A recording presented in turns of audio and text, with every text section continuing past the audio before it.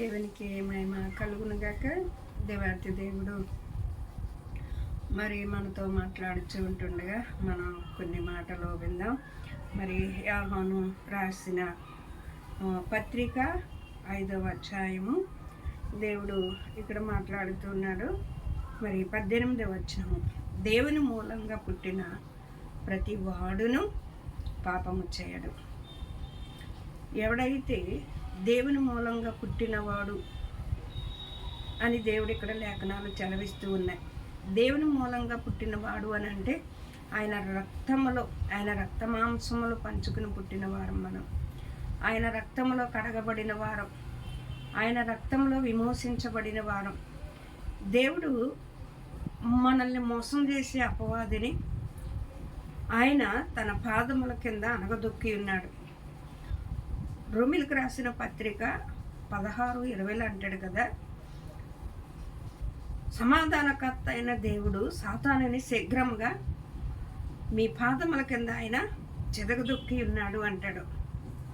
యాకోబు రాసిన పత్రిక 4వ అధ్యాయంలో అక్కడేమంటాడు అని అంటే, అపవాదిని ఎదిరించండి, వాడు మీ వద్ద నుండి పారిపోతాడు అని దేవుని వాక్యం చెలవిస్తూ ఉంది. ఎవరిలో అపవాది క్రియలు, అపవాదికి సంబంధించిన ఆ ఆలోచనలు, దాని తలంపులు, తన ప్రణాళికలో ఏ వ్యక్తి అయితే ఉంటాడో వాణ్ణి దుష్టుడు తరచూ వాణ్ణి ముడుతూ ఉంటాడు.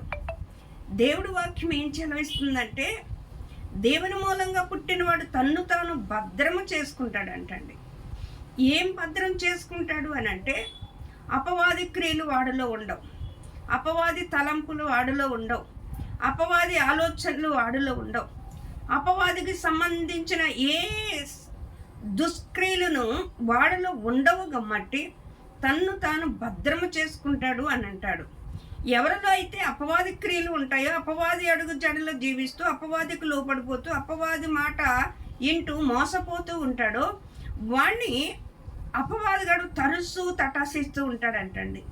వాణ్ణి శోధిస్తూ ఉంటాడంట. వాడు శోధకుడు. బైబిల్లో రాయబడి ఉంది, యేసు ప్రభు వారు శరీరధారిగా వచ్చినప్పుడు ఆయన ఈ లోక పాపములను మోసుకునే గొర్రెపిల్లగా వచ్చినప్పుడు ఆయన 40 రోజులు ఉపవాసం ఉన్నప్పుడు ఆ శోధకుడైన అపవాది యేసు ప్రభు వారిని కూడా బాగా శోధించింది. ఆయన శరీరధారిగా ఉన్నాడు కదా అని అపవాది ఎంతో ఆయన లోబర్చుకుంటానికి చూసింది. కానీ ఆయన శరీరధారిగా వచ్చినప్పటికైనా ఆయన ఏ పాపమును ఎరగని వాడుగా, అపవాదిని జయించేవాడుగా అక్కడ మనకు కనపడుతూ ఉన్నాడు. ఈ లోకమంతా, ఈ లోక రాజ్యములన్నీ నీకు ఇచ్చేస్తా, సాగిలపడి నమస్కారం చేయన్నది. నువ్వు దేవుని కుమారుడు అయితే ఈ రాళ్లను రొట్టెలుగా చేసుకుని నువ్వు తిను అన్నది. ఎన్ని రీతిలుగా అపవాది శోధించినప్పటికైనాను అపవాదిని అక్కడ జయించిన వాడుగా ఉన్నాడు. ఎవరైతే అపవాదిని జయించేవారుగా ఉంటామో, ఎవరైతే అపవాది మాటలకు కానీ, తన ఆలోచనలకు కానీ, తన తలంపులకు కానీ మనం తిప్పుకొట్టేవారుగా ఉంటామో, ఆ అపవాది వాళ్ళ జోలికి రాదండి. ఎందుకంటే దానికి తెలుసు దేవుని బిడ్డలెవరో అపవాది బిడ్డలెవరో తేటపరుస్తూ ఉన్నదని ఈ యోహాను రాసిన పత్రికలోనే దేవుడు రాయించి ఉంచున్నాడు. దేవుని బిడ్డలైన వారి జోలికి అపవాది వచ్చినా దాన్ని తిప్పుకొట్టే పరిశుద్ధాత్మ దేవుడు మనకు శక్తినిచ్చి ఉన్నాడు. లోకాసు వార్తలో ఏం రాయబడి ఉన్నదంటే, ఈ లోకములో ఉన్న అపవాది క్రియలను వాడిని జయించడానికి పాముల మీద, తేళ్ల మీద, దాని బలమంతటి మీద మీకు అధికారం ఇచ్చి ఉన్నాను, అది ఎంత మాత్రమును మీకు హాని చేయదు అని లోకాసు వార్తలో యేసు ప్రభు వారు తెలియజేసి ఉన్నారు. అపవాది అంతమాను మనం ఏమనుకుంటాం, అపవాది శోధిస్తుంది, అపవాది శోధిస్తుంది అంటాం. అపవాది ఎవరిని శోధిస్తుంది అని అంటే, ఆత్మీయతగా బలహీనులుగా ఉన్న వారిని శోధిస్తుంది. దేవుడు పక్షంగా నిలబడి దేవుని ఆత్మతో నింపబడి దాన్ని ఎదిరించే వారిని, దాని మాటలను తిప్పుకొట్టే వారిని అపవాది ఎదిరించలేదండి. ఈ లోకములో అపవాది సలరేగిపోతూ ఉన్నది.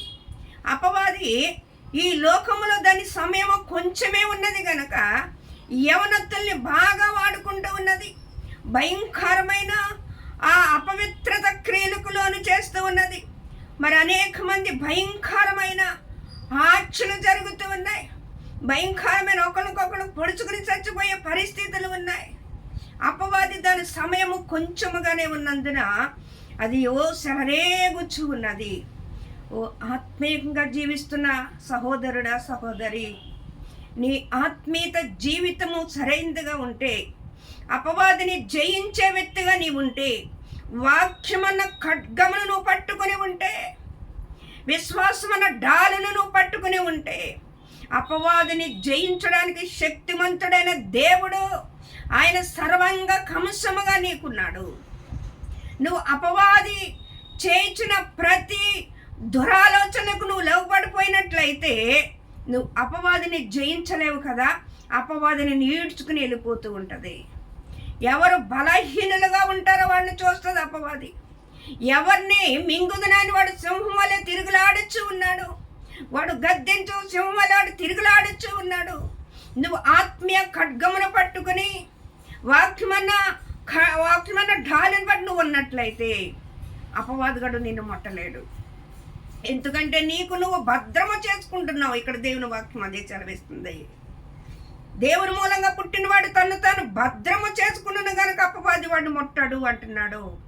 అపవాది ముడుతూ ఉన్నాడంటే, అపవాది శోధించబడుతున్నాడంటే ఎంతో కొంత అపవాది క్రియలు నీలో ఉన్నాయి, నాలో ఉన్నాయి అనుకోవచ్చు. అపవాది క్రియలు మనలో ఉన్నప్పుడే తడుచు తలుపు డోర్ కొడుతూ ఉంటాడండి. దానికి అవసరం వచ్చిన ఆ క్రియలు మనలో ఉంటే వాడు తడుచు వచ్చి మన డోర్ కొడుతూ ఉంటాడు. అపవాదిని జయించగలుగుచు ఉన్నావా? అపవాది తంత్రములను గుర్తుపట్టగలుగుచు ఉన్నావా? అపవాది తంత్రములను నువ్వు గుర్తుపట్టి దాన్ని ఎదిరించడానికి వాక్యమున ఖడ్గమును పట్టుకున్నట్లయితే దాన్ని నువ్వు జయించగలుగుతావు, దానితో పోరాడగలుగుతావు. మనము దేవుని వాక్యం చెలవిస్తుంది కదా, మనము పోరాడుచున్నది దురాత్మ సమూహములతోనే మనం పోరాడుచు ఉన్నామండి. మనము ఎవరితో పోరాడుచున్నామండి? లోకనాథులతో కాదు, మనము దురాత్మ సమూహములతోనే మనం పోరాడుచున్నాం. మనము పోరాడుచున్నప్పుడు దేవుడిచ్చే సర్వాంగ కవచమును మనం ధరించుకోవాలండి. నీకు నువ్వు ఉట్టుగా వెళితే నువ్వు జయించలేవు. దేవుడు లోకాన్ని జయించాడు, సాతాన్ని జయించాడు, పాపాన్ని జయించాడు, మరణాన్ని జయించాడు. ఆ జయించిన దేవుడు నీలో ఉంటే నువ్వు సమస్తమును జయించగలిగిన శక్తి దేవుడు నీకు అనుగ్రహింపచేస్తాడు. దేవునితో అంటకట్టబడే జీవితం నీకుందా? అందుకనే దేవుడు అక్కడ చెప్పుతున్నాడు లోకసువార్తలో, శత్రువు బలవంతుడి పైన మనకు అధికారం ఇచ్చాడంట. అది ఎంత మాత్రమును హాని చేయలేదంట. ఎవరిని హాని చేస్తుందంటే బలహీనులను హాని చేస్తుంది. నువ్వు దేవుని పక్షంగా నిలబడి బలవంతురాలుగా నువ్వు ఉన్నట్లయితే, నువ్వు ఆత్మలో బలముగా ఉన్నట్లయితే, ఆత్మీయ ఖడ్గమును ధరించుకుని నువ్వు బలంగా ఉన్నట్లయితే, దేవుడు నీతో ఉన్నట్లయితే, దేవుని ఆత్మతో నువ్వు నింపబడిన వ్యక్తిగా ఉన్నట్లయితే అపవాది నిన్ను ముట్టలేదండి, ముట్టలేదు. దేవుళ్ళో ఉన్నామని చెప్పుకుంటూ ఉంటాం, దేవుడితో ఉన్నాను అని చెప్పుకుంటూ ఉంటాం. అన్ని అపవాదికి సంబంధించిన క్రియలే మనలో ఉంటాయి. దేవుని ఆత్మీయ బిడ్డనని చెప్పుకుంటూ ఉంటాం, అపవాదికి సంబంధించిన లక్షణాలన్నీ మనలో ఉంటాయి. మరి అపవాది శోధించకపోతే ఏం చేస్తుందండి? అపవాది తరచు మనల్ని తట్టి మనల్ని శోధిస్తూ ఉందంటే, మన కుటుంబాల్లో నెమ్మది లేకుండా చేస్తూ ఉన్నదంటే, మన కుటుంబాల్లో కలాలలో రేపుతూ ఉన్నదంటే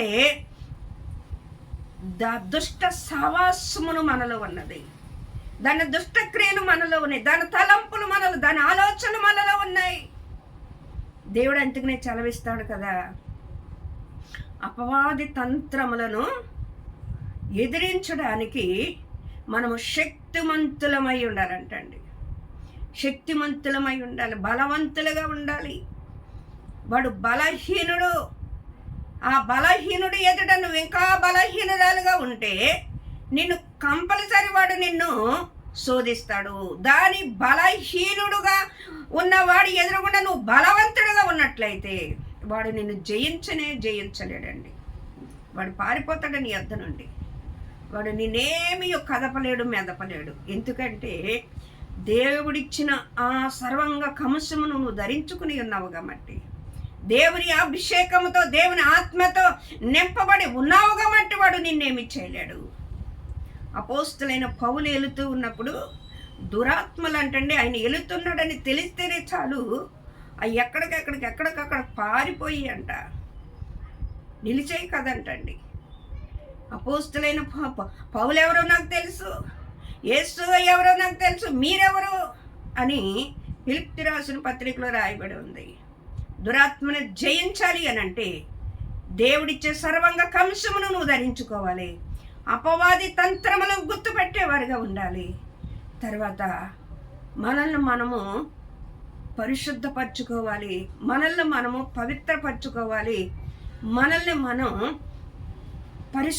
పరిశుద్ధతగా మనం ఎప్పుడైతే భద్రపరచుకుంటామో మన హృదయం దేవుని కొరకే మనము అప్పగించుకుంటూ ఆయన కృప కొరకే మనం ఎదురు చూస్తూ ఉంటాము. అపవాది మనల్ని ముట్టలేదండి.